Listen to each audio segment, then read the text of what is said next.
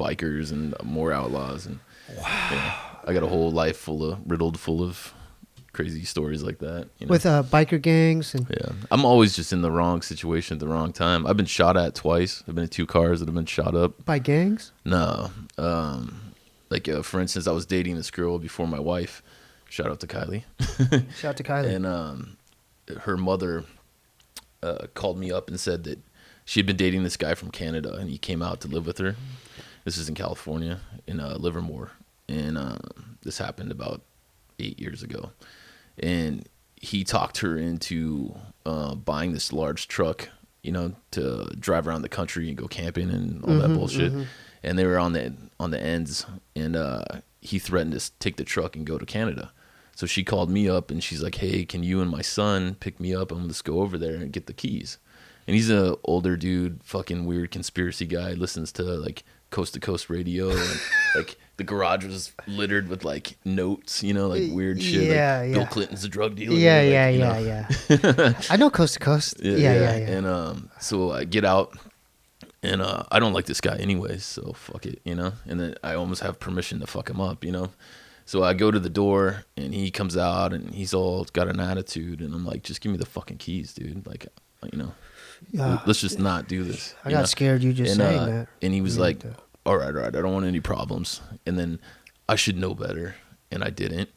And the mom was like, let's just get back in the car. He'll come give me the keys, and we'll just go.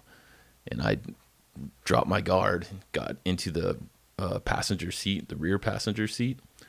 And we were just waiting for him to come back out with the keys, and he came back out with a 45, and he put the first shot ricocheted off the top of the car and went into the garage across the street and got stuck in their water heater. And then the second shot, by this point, I ducked my head down, and Stu Jonathan was driving, the brother, and I had been in some weird situations before, so I'm like, okay, time to go. But I forgot they're not ever in these situations, so they just froze, and they were start screaming and just not moving. So I had to fucking just punch Jonathan, and I'm like, fucking go before we fucking die, dude. And then he fired another shot, and that broke my window, the passenger, and then blew out the back window. And then at that point, Jonathan finally snapped out of it, and we took off, so. And then they got the guy 3 days later. Since he was not a citizen and had no prior record, they didn't want to charge him with attempted murder, so he got firing inside of city limits because it was a for sure conviction. Jeez. And he did 6 months, right? He gets out. I hear he gets out. And then I hear he's at one of my buddies called and said, "You're never going to believe it. This dude is at Safeway. Grocery store? Yeah, down the hill from my house. So, of course, immediately hop in my fucking truck, fly down there. You're heated. You want revenge. Sure. Dude, you could have killed me. Yeah. Over a truck. Yeah, my attention. Keep going. Yeah, so I get into Safeway. I have a couple friends with me. I see him.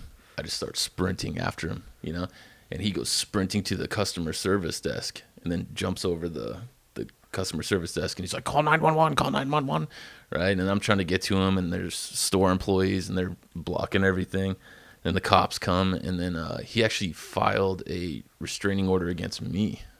Oh, geez, you're scared. Yeah, and then he should have been. Dude. Yeah, you would have. I mean, if you, I was picturing you running after me 100 miles per hour, and I'd be like, okay, I would just put my. Not that I'm the toughest guy in the world, but that no, dude but I'm just looking at your stature. Yeah, he literally tried to kill me. So I was ready to rock.